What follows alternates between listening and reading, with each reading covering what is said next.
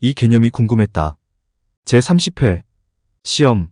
이 사람이 겪는 고난은 누구로부터 오는 시험인가요? 사람들이 일반적으로 생각하는 시험의 개념은 선발시험이나 자격시험의 의미입니다. 그래서 사람들은 하나님께서 선발시험이나 자격시험의 의미로 사람을 시험한다고 생각했지만 실제로 이런 관점에서 행해지는 시험은 오히려 사람이 하나님의 존재, 하나님의 능력을 확인하는 시험입니다. 반면 사람을 향한 하나님의 시험은 일종의 확인 시험입니다. 하나님을 향한 사람의 신앙이 얼마나 성장하고 얼마나 성숙하였는지 사람들 스스로 확인해 볼 기회를 주는 시험입니다. 그 대표적인 예가 아브라함이 이삭을 번제의 제물로 기꺼이 드리고자 한 사건입니다. 사람들은 그동안 하나님께서 그 사람이 쓸만한지 쓸만하지 않은지를 알아보시기 위해 고난이라는 것을 통해 사람을 시험한다고 생각했지만 하나님은 그런 분이 아니셨습니다.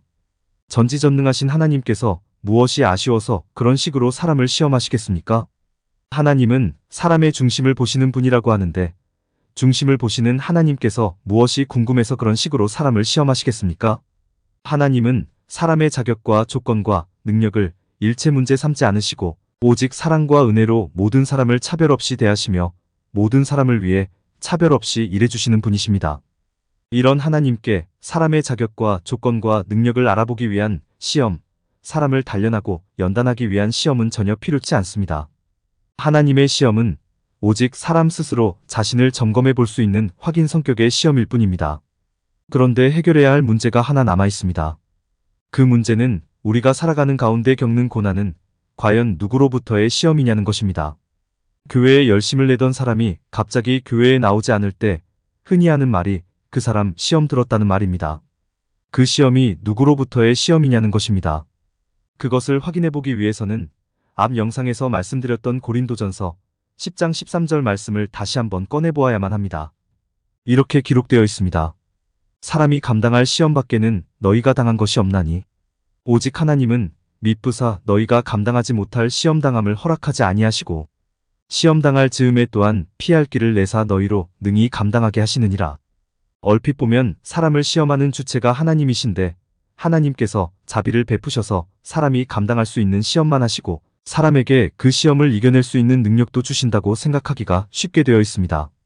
그러나 그런 생각은 아주 큰 오해라고 말씀드렸습니다.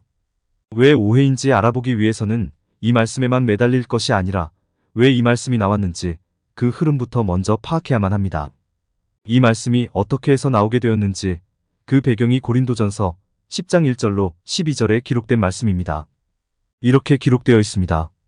형제들아 나는 너희가 알지 못하기를 원하지 아니하노니 우리 조상들이 다 구름 아래에 있고 바다 가운데로 지나며 모세에게 속하여 다 구름과 바다에서 세례를 받고 다 같은 신령한 음식을 먹으며 다 같은 신령한 음료를 마셨으니 이는 그들을 따르는 신령한 반석으로부터 마셨음에 그 반석은 곧 그리스도시라.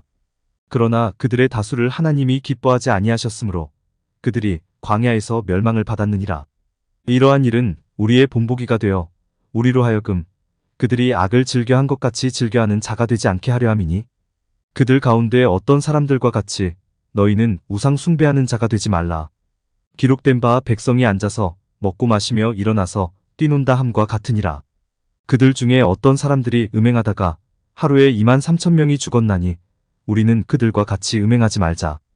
그들 가운데 어떤 사람들이 주를 시험하다가 뱀에게 멸망하였나니 우리는 그들과 같이 시험하지 말자.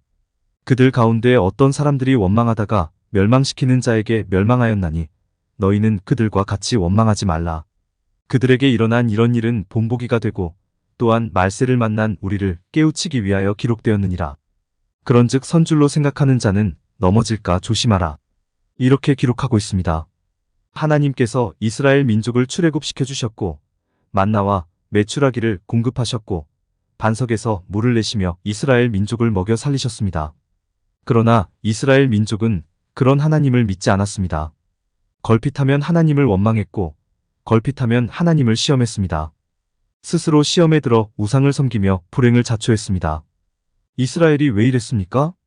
그 이유는 아주 간단합니다. 이스라엘이 죄의 원리에서 벗어나지 못했기 때문입니다. 즉 성경은 이스라엘이 당한 고난이 하나님으로 인한 것이 아니라 이스라엘이 하나님을 떠나 죄의 원리로 살아가는 가운데 죄의 시험에 빠짐으로써 일어난 일이라고 이야기하는 것입니다. 이 내용의 결론이 바로 고린도전서 10장 13절입니다. 즉 사람을 시험한 주체는 하나님을 의심하도록 사람의 마음을 조종한 죄가 되는 것이고 그 시험의 결과로 사람에게 고난이 임하는 것입니다. 사람이 이렇게 고난을 겪고 있을 때 하나님께서는 죄의 조종을 받는 사람이 죄의 결과로 인한 고난을 최대한 당하지 않도록 도우시는 것이고 결국은 예수 그리스도를 보내셔서 죄를 물리치심으로써 사람으로 하여금 죄의 시험을 더는 당하지 않도록 피할 길을 마련해 주셨다는 것입니다.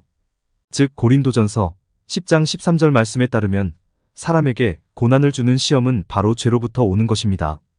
죄가 사람을 시험한다는 내용이 복음서에도 기록되어 있습니다. 마태복음에 보면 사단, 즉 죄가 예수님을 시험하는 장면이 기록되어 있습니다. 사단은 예수님께 돌로 떡을 만들어 보라고 시험합니다. 물론 예수님은 할 수 있습니다. 그러나 하면 지는 것입니다. 왜냐하면 사단의 말, 사단의 시험에 넘어가는 것이기 때문입니다. 사단은 예수님께 성전 꼭대기에서 뛰어내려 보라고 시험합니다. 물론 예수님은 할 수 있습니다. 그래도 죽지 않습니다. 그러나 하면 지는 것입니다. 왜냐하면 사단의 말, 사단의 시험에 넘어가는 것이기 때문입니다. 사단은 예수님께 천하만국과 영광을 보여주며 자기에게 엎드려 경배하면 이 모든 것을 주겠다고 시험합니다. 물론 예수님은 할 수 있습니다. 그러나 하지 않습니다. 하면 사단의 시험에 넘어가는 것이고 하지 않아도 예수님은 이미 천하만국과 영광을 소유하고 계시기 때문입니다. 사단의 시험을 통해 성경이 보여주려고 하는 것이 무엇이겠습니까? 예수님은 사람들의 먹고 사는 문제를 해결하기 위해서 오신 것이 아니고 예수님은 하나님의 복을 사람들에게 주기 위한 수단적 존재로 오신 것이 아니고 예수님은 사람들의 부귀영화를 이루어주기 위해 오신 것이 아니라는 것을 보여주는 것입니다. 그런데 오늘날 사람들은 모두 사단의 이 세 가지 시험에 무릎을 꿇고 마는 것입니다. 사실 사람들이 겪는 고난이 다 어떤 고난입니까? 더 잘 먹고 더 잘 살기 위한 욕심으로 인한 고난, 남보다 더 큰 복을 받기 위한 욕심으로 인한 고난, 남보다 더 큰 부귀영화를 누리려는 욕심으로 인한 고난 아닙니까? 이 고난들은 결국 사단으로 인한 시험, 죄로 인한 시험의 결과로 사람에게 나타나는 것입니다. 죄가 사람을 시험한다는 복음서의 또 다른 내용이 잘 아시는 네 가지 땅에 떨어진 씨 비유입니다. 예수님께서 네 가지 땅, 즉 좋은 땅, 길가 땅, 돌밭 땅, 가시떨기 땅에 대해 비유로 설명해 주시는 내용이 마가복음 4장 15절로 19절에 기록되어 있습니다. 이렇게 기록되어 있습니다.